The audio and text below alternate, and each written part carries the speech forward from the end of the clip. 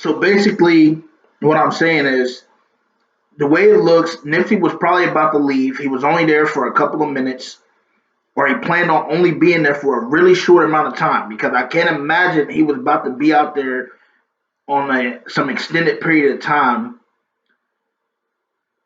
on a day that he really wasn't doing nothing and somebody calls him up to go up there. So I kind of feel like, it looks to me like somebody was keeping him up there long enough for this to go down. And whether that's Cowboy, whether that's the other dude or the guy whoever called him up there, it started to look like there was a plan in motion. And either way, it was some other players in this game. Like you can see it.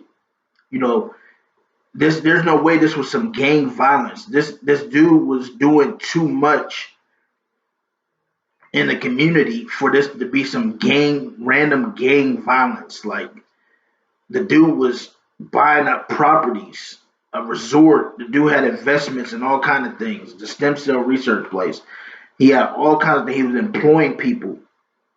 He was basically building a whole new community that was helping the impoverished people out.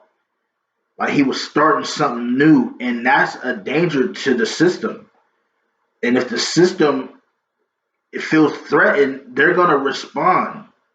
Even if you look at the camera and you say, "Oh, you can see," like why would they send a guy with like some tuxedo on, or like some guy like a cop? Like that, it's not gonna be something that's so blatantly obvious that you're gonna say, "Oh, he was killed, he was assassinated by the government." Like it's not gonna look like that. It's gonna look like somebody that looks like him in his hood that came up the same way, a gang member type dude killed him on some disrespect or some argument. Like that's what it's gonna look like. So most people just say, "Oh, it was just some jealousy stuff, man." And then that's another thing. Like Cowboy, he's like, "Oh yeah, man, you could see the hate in his eyes. It was just jealousy. That's all it was." Like, when did you see this? Because from your understanding, you just said the dude came up, tried to shoot his music, and y'all recognize him, and maybe he is a little envious of Nip and where he was at, but you just said, "Oh, he went and got his burger and left," and like you got some food and left, and it's like if you really felt like this dude was up to something, why are you so like adamant about like just being so nonchalant and just like not telling Nip, "Hey, bro, like something's up, like the dude, something's wrong with him, or this and that." Like that doesn't make sense. Like you're really trying to have the least amount of involvement in this at the same time knowing everything. Like I was there the entire time. I seen how it went down. The dude's jealous. Uh, it was just envy. That's all it was. Like you're trying to put out a narrative to like keep it, right here in this little box. Like don't be thinking about nothing else, people. Just let it go. We love Nip. He did so much for us. Blah blah blah. Like and you act like you was a partner, and then in another interview, you like, "Oh yeah, I sweep the parking lot. I stock shelves. I do whatever he needs." So you basically just somebody Nip was helping out, letting you. You wasn't no higher up. You wasn't no part owner. You wasn't none of that.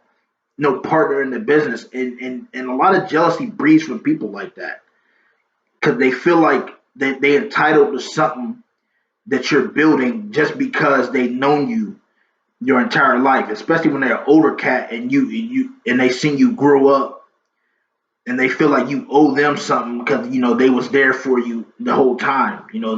They feel like they did something, they looked out for you. So it's like if you got me sweeping parking lots, I should be like the part owner. I should be like a manager at a place or something. Like you can't. Some people like that is just it's poison, man. And I feel like there's a lot of moving pieces in this, and it ain't what they trying to feed you in the media. They trying to tell you, "Oh, just some gang loss." They're gonna sweep it away. Like they're already starting to try to sweep it away.